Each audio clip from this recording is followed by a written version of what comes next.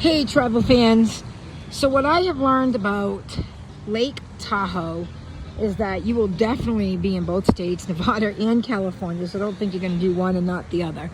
Take your time.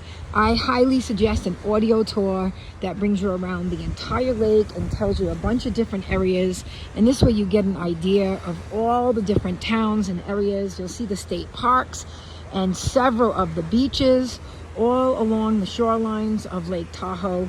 And double check before you go to a state park or a beach. Don't assume they're open. We headed over to Bliss Park and we had no clue they were closed. There was a 2-mile very steep hike down to the shoreline and obviously back up.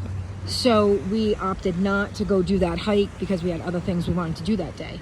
But double check the state parks, make phone calls, and really make sure where you're going is open, and make sure there's not a hike to get down. Even at Emerald Bay, it is beautiful, but you do have to hike down. So anybody that has any ailments or physical disabilities that will, limit you from a steep hike, you really need to make sure you don't waste your time going there. So find out ahead of time. But there's plenty of things to do. I highly recommend making reservations on activities and calling before and kind of planning your trip ahead.